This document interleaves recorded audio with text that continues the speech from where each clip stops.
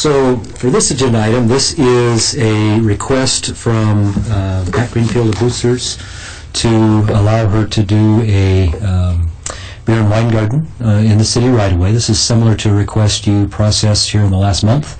The first one was supposed to occur, I think it was in the end of May, early June, and they were rained out. And so this would be the... Never occurred. And so this is the second attempt. This one will be occurring later this month on June 26th from 6 p.m. to 11 is the request. And as you'll recall, the process here is such that the council recently made some changes in our code that allow for certain types of events to serve beer and wine within public right-of-way under certain conditions and as approved by the council. So what's in your packet here today then is the alcohol use application form. Within that there's this map that shows what the event's going to look like. So there will be a stage out there in the intersection of 2nd and Main, and then a beer and wine garden actually on Main Street, kind of in that diagonal parking closest to Bucer's on the west side of the street and slightly north. So the location is overall is the same as it was in the previous application. They just modified the stage and the garden location slightly for overall circulation and access improvements. As part of that process, they are required to submit a hold harmless agreement. A copy of that is in your packet as well, so assuming that this moves forward with the council authorization, then they would have to complete this document to hold the city harmless from things that might happen within the event. Okay.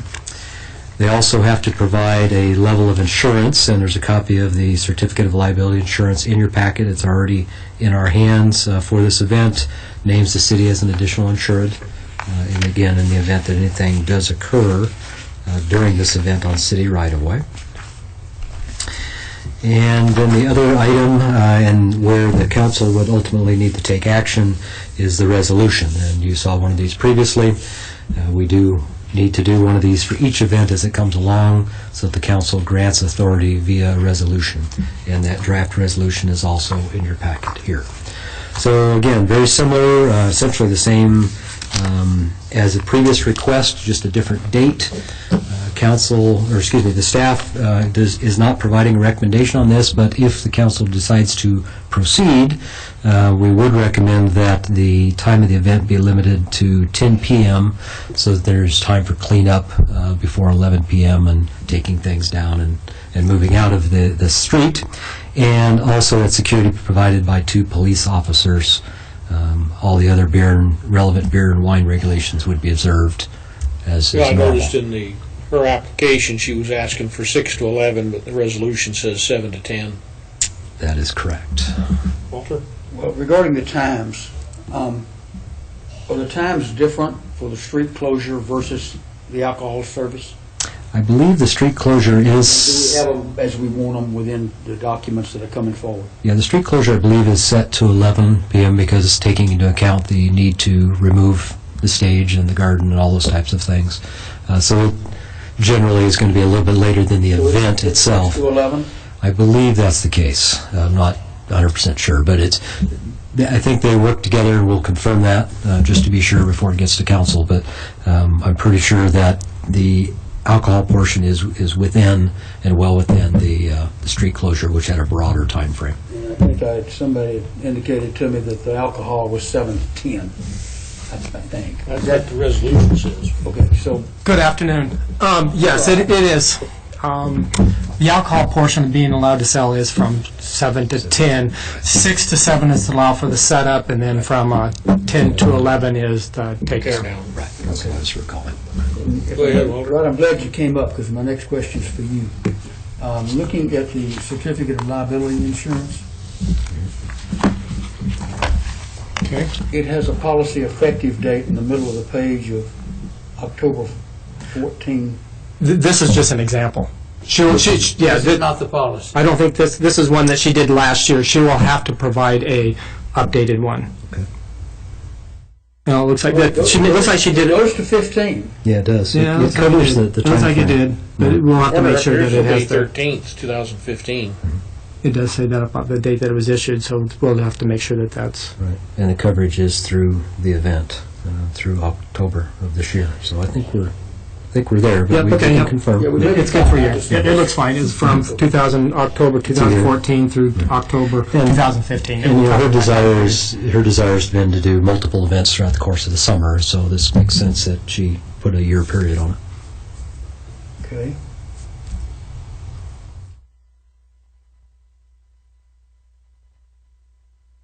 May I ask the chief a question? Certainly. Intimacy. Do you have any more questions for Rod? I'll be right No. Chief, I've asked you this, I asked you this question before the last time the council heard this.